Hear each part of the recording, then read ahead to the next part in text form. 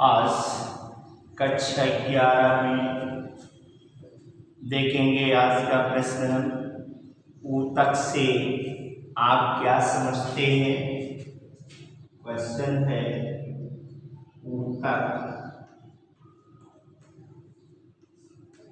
से आप क्या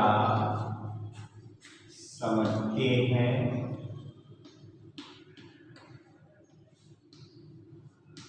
ऊतक से आप क्या समझते हैं।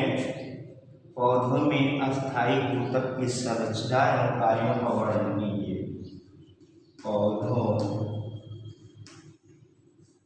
में अस्थायी ऊतक की संरचना एवं कार्यों का वर्णन कीजिए।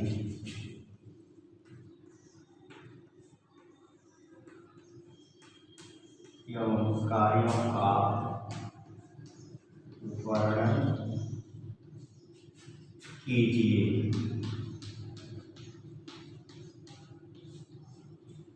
ठीक,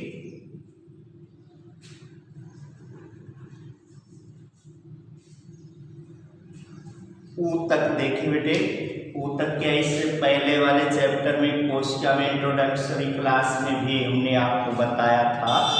ऊतक की परिभाषा के कार्य, संरचना एवं उत्पत्ति में समान कोशिकाओं के समूह को ऊतक कहते हैं। क्या?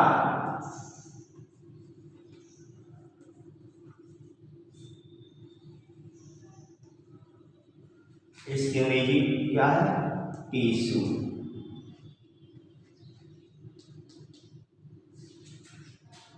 कार्य, संरचना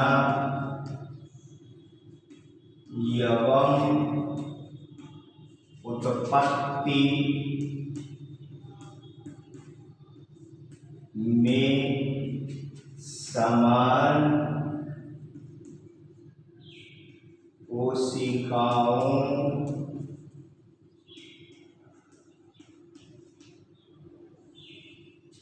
के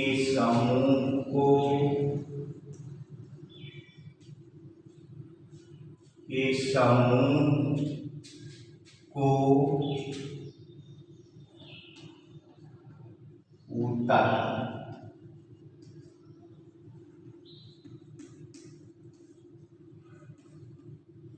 कहते हैं। कार्य, संरचना एवं उत्पत्ति में समान कोशिकाओं को ऊतक कहते हैं। पादप ऊतक मुख्यतः दो प्रकार के होते हैं, एक विभ्योतक और दूसरा अस्थायी ऊतक। पादप ऊतक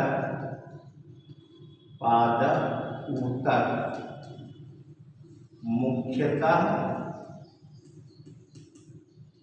दो प्रकार के होते हैं।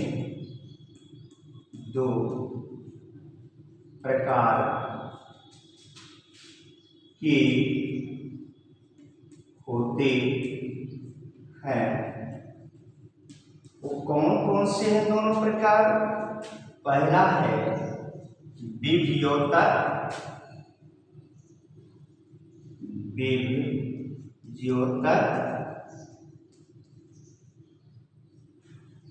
और नंबर 2 है अस्थायी ऊतक।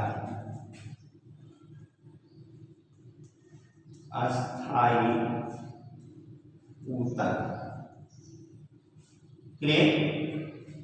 ये दो प्रकार के पादप ऊतक पाए जाते हैं। और जो ये विभ्योतक है इसको हमने इससे पहले बताया कि जो पौधा है, पौधे के शीर्षस्थ भाग में ये विभ्योतक पाए जाते हैं, जो पौधे में डिवीजन एंड इलॉन्गेशन यानी कि वृद्धि एवं विभाजन को प्रेरित करती है या सहायक होती है। इन्हीं विभ्योतक के द्वारा अस्थायी ऊतक का निर्माण होता है। क्लियर? विभ्योतक के बारे में क्या कि यह पौधे के शाखाओं के शीर्षस्थ भागों में पाया जाता है। यह तने की लंबाई में वृद्धि एवं विभाजन में सहायक होता है। क्लियर? और इन्हीं विभ्योतक से अस्थायी ऊतक का निर्माण होता है। ठीक है? अब अस्थायी ऊतक मुख्य रूप से 3 प्रकार के होते हैं। अस्थायी ऊतक मुख्य रूप से 3 प्रकार के होते हैं। वो तीनों प्रकार कौन कौन से हैं? पहला है सरल ऊतक। कौन सा? सरल ऊतक। सरल ऊतक। दूसरा है जटिल ऊतक। जटिल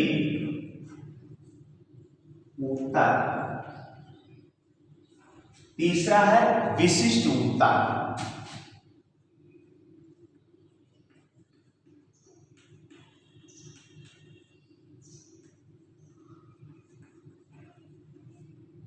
ठीक? Simple tissue, complex tissue and special tissue, ये 3 प्रकार के अस्थायी ऊतक होते हैं। अब इसमें आपसे प्रश्न पूछा गया है कि अस्थायी ऊतक की संरचना का वर्णन करना है, तो आप देखेंगे पहला सरल ऊतक। ठीक ना? इतनी बात समझ आ रही है कि अस्थायी ऊतक का निर्माण विभ्योतक के द्वारा होता है। अस्थायी ऊतक 3 प्रकार के होते हैं। पहला सरल ऊतक, दूसरा जटिल ऊतक और तीसरा विशिष्ट ऊतक।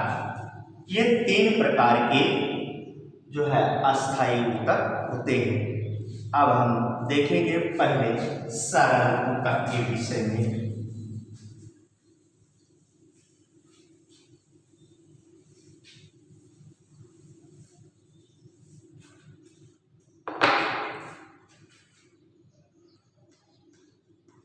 सरल ऊतक।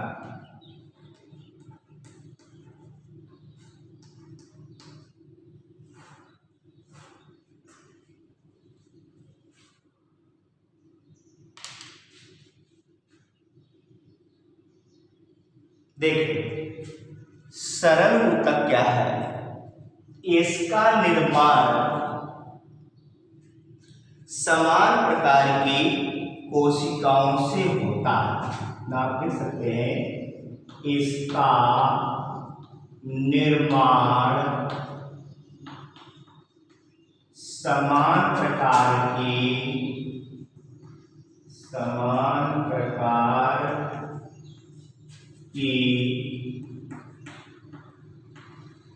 कोशिकाओं से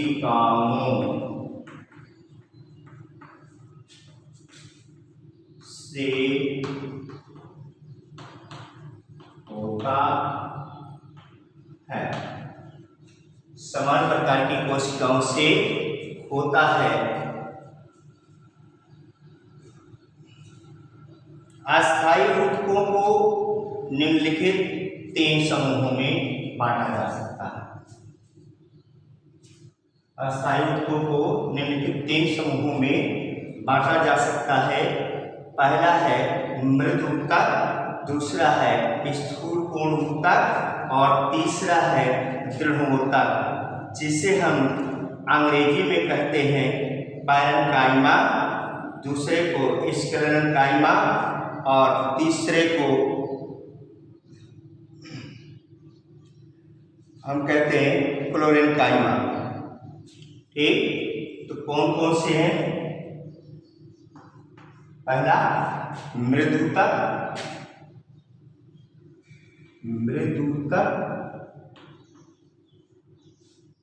दूसरा कौन सा है बेटे? दूसरा है दृढ़ोतक या स्थूल कोण ऊतक, स्थूल कोणोत्तक।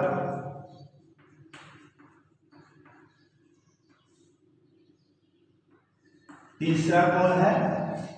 तीसरा जो प्रकार है वो दृढ़ोतक है।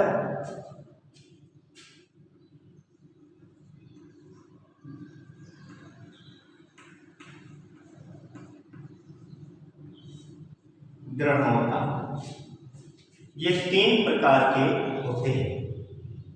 एक, अब आप देखेंगे मृदुतक।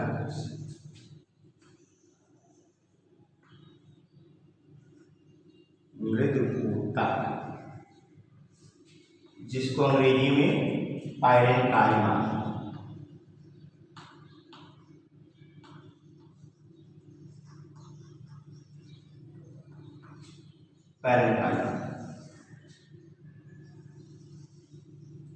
ठीक। पैरेन्काइमा में क्या है कि कोशिकाएं जीवित और समव्यासी होती हैं। इसकी कोशिकाएं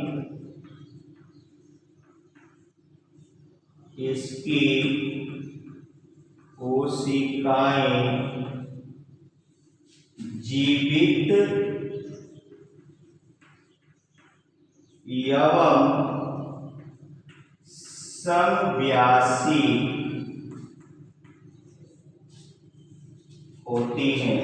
समव्यासी का मतलब उनका व्यास जो होता है वो समान होता है। जैसे गोल, अंडाकार, कोणीय आदि। जैसे गोल भी होती हैं, अंडाकार भी होती हैं और ऐसी होती हैं कोणीय भी होती है। कोणीय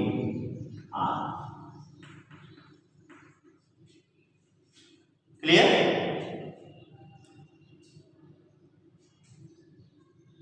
कोशिकाओं के बीच बीच में इंट्रासेल्यूलर स्पेस यानी कि अंतराकोशिकीय स्थान, कोशिकाओं के बीच बीच में कोशिकाओं के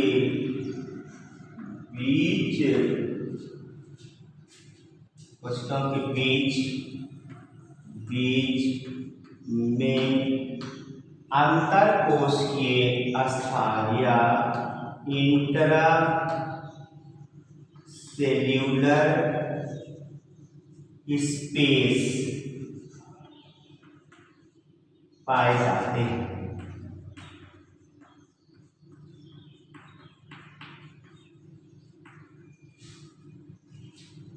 इंट्रासेल्युलर स्पेस पाए जाते हैं। इन कोशिकाओं में प्रायः भोजन संग्रह का कार्य भी होता है और ये एक बड़ी अंतरकोशिकीय जो है एक बड़ी केंद्रीय रिक्तिका होती है। जो खाली स्थान है अंतरकोशिकीय, ये बड़ी रिक्तिका होती है। तो इसमें क्या लिखते हैं कि अंतरकोशिकीय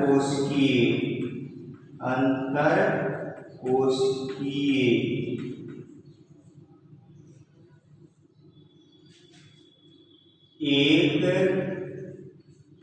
बड़ी रिक्तिका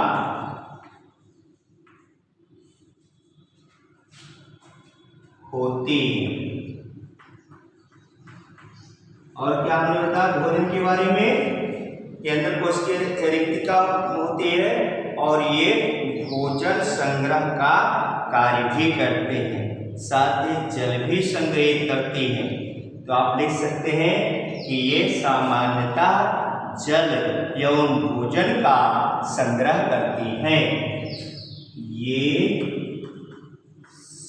सामान्यतः जल एवं भोजन का संग्रह करती है, का संग्रह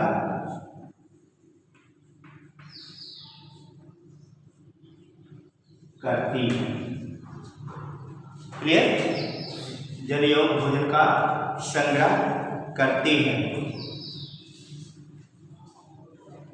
और पत्तियों में भोजन संग्रह का कार्य करने के लिए पैलिसेड टिश्यू भी पाए जाते हैं।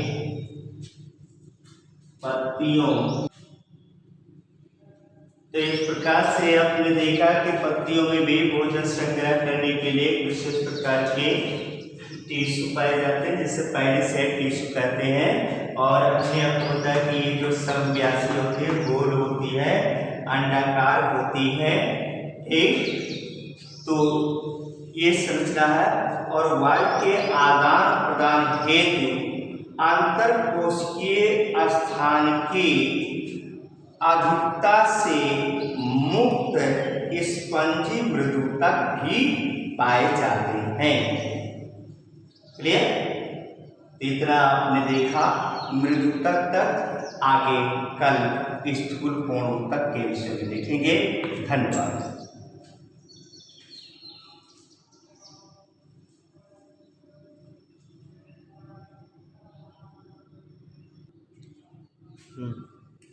देखिए, आज का जो प्रश्न है, आज से प्रश्न पूछा जाता है ह्यूमन जीनोम प्रोजेक्ट पर टिप्पणी लिखिए। यह बहुत ही इम्पोर्टेंट प्रश्न है और 2021 के लिए ये वेरी इम्पोर्टेंट प्रश्न है। ये प्रश्न अवश्य पूछा जाएगा और डिटेल में प्रश्न पूछा जाएगा। 5 नंबर में आपसे प्रश्न पूछा जाता है। ह्यूमन जीनोम प्रोजेक्ट क्या है, इसका उद्देश्य क्या है और इसका उपयोग क्या है। तो यहाँ पर देखें कि जो ये ह्यूमन जीनोम प्रोजेक्ट है, यह USA department of energy and national institute of health द्वारा प्रायोजित एक अंतरराष्ट्रीय परियोजना। क्या है? द्वारा प्रायोजित एक अंतरराष्ट्रीय परियोजना, द्वारा प्रायोजित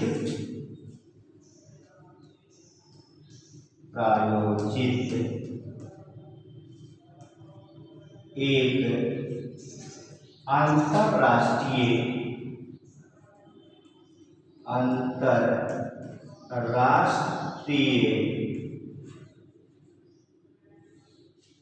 परियोजना।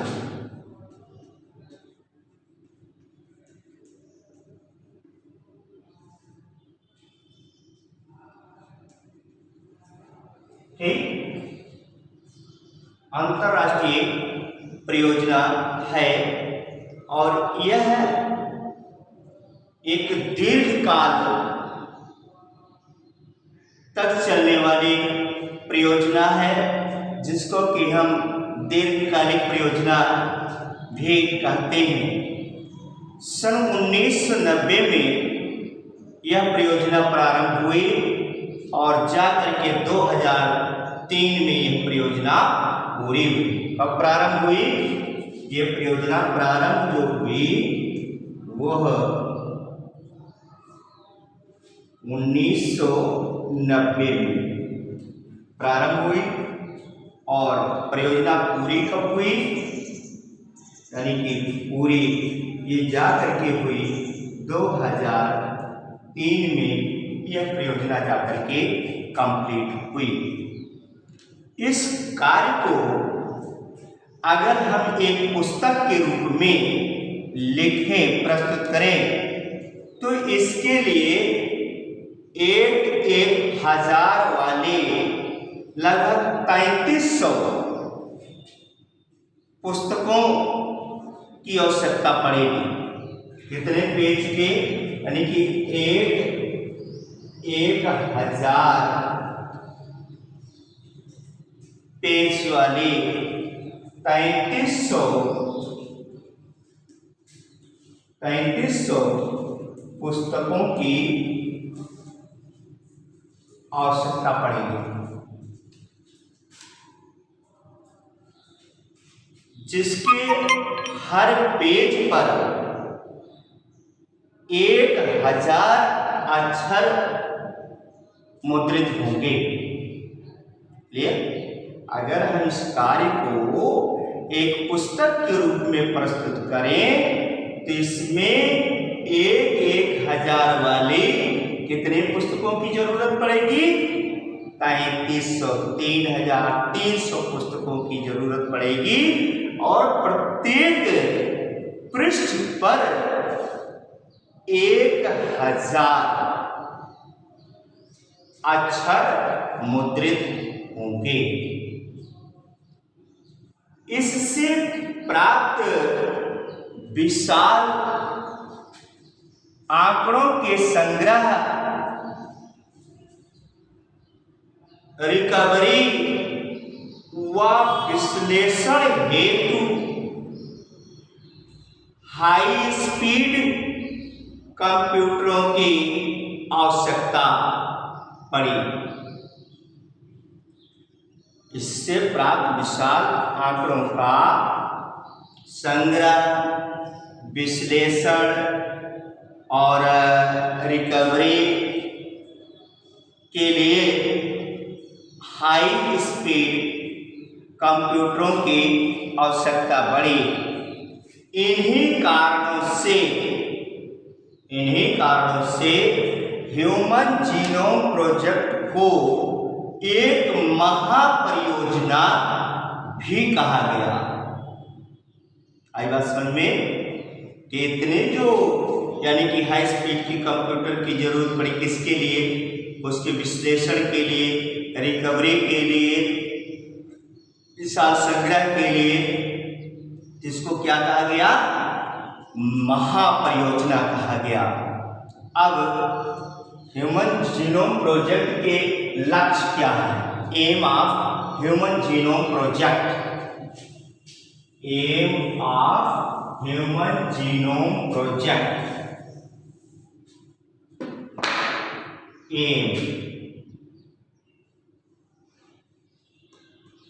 M of human genome project,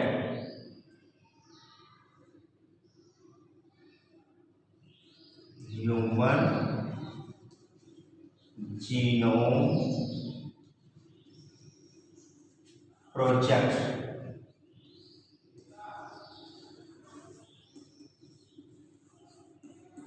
human genome project के उद्देश्य या लक्ष्य क्या है?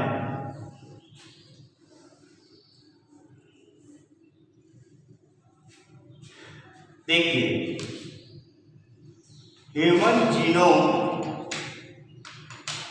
परियोजना के लक्ष्य यानी कि aim of human genome project के लक्ष्य निम्नलिखित हैं। पहला क्या है कि मानव जीनोम की पहचान करना, identification of human genome.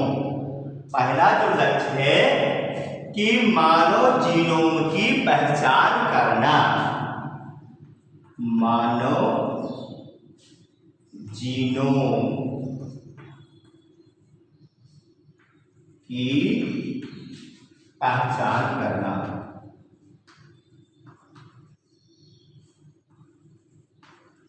Identification of human genome. दूसरा क्या लक्ष्य है कि मानव डीएनए को बनाने वाले लगभग 3 बिलियन मानव जीनोम को बनाने वाले लगभग 3 बिलियन रासायनिक क्षारक युग्म के अनुक्रमों को निर्धारित करना। तो दूसरा क्या लिखेंगे कि मानव डीएनए को बनाने वाले मानव डीएनए को बनाने वाले मानव डीएनए को बनाने वाले कितने बिलियन रासायनिक क्षारक? 3 बिलियन रासायनिक क्षारक, लगभग 3 बिलियन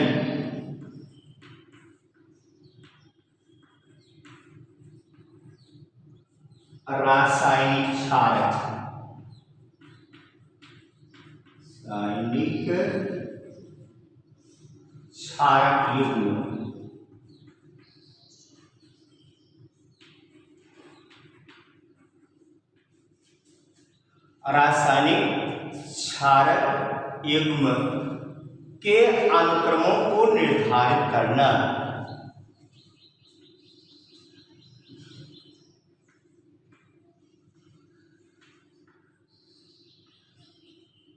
अनुक्रम को निर्धारित करना।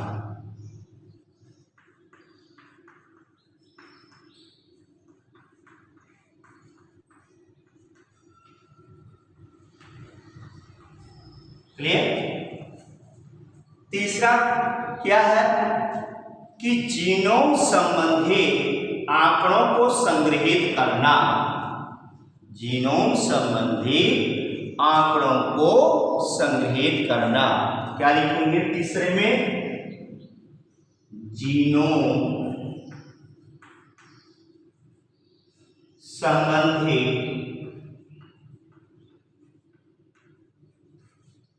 आंकड़ों को संग्रहित करना। आंकड़ों को संग्रहित करना।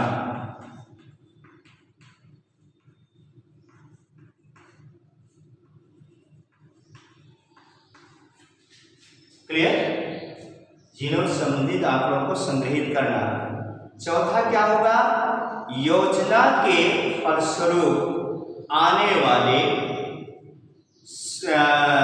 सोशल और एथिकल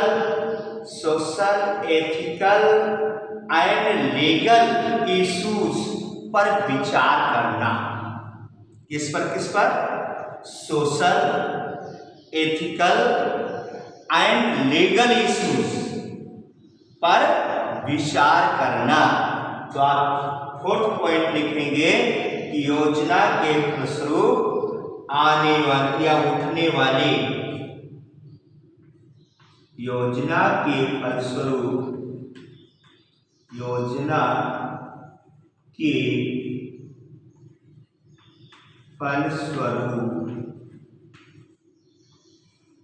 उठने वाली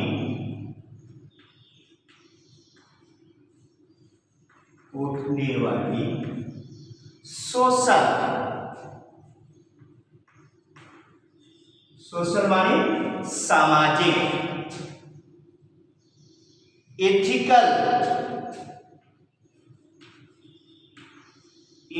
मीन्स नैतिक एंड लीगल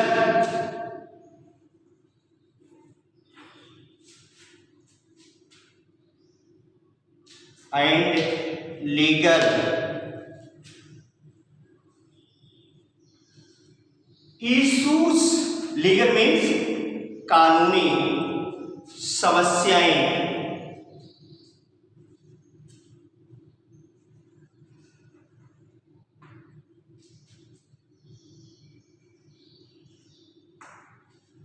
कानूनी समस्याएं जो भी है इस पर विचार करना,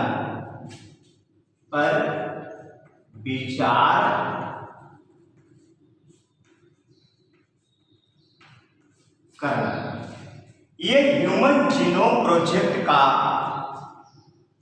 लक्ष्य है, इसका एम है, जिसको आपने देखा कि ह्यूमन जीनोम प्रोजेक्ट की पहचान करेंगे। दूसरा क्या है, यानी मानव डीएनए को बनाने वाली लगभग 3 बिलियन रासायनिक क्षारकीमों के अनुक्रम को निर्धारित करना और जीनोम संबंधित आंकड़ों को संग्रहित करना और योजना के फलस्वरूप उठने वाली social, ethical and legal issues पर विचार करना। ये जो है ह्यूमन जीनोम प्रोजेक्ट के एम है, जिस पर विचार करना होता है। जिम्मेदारी तो बड़ी है। हाँ, आप लोगों ने यह देखा और इसको अच्छी प्रकार से नोट्स बनाएंगे। धन्यवाद।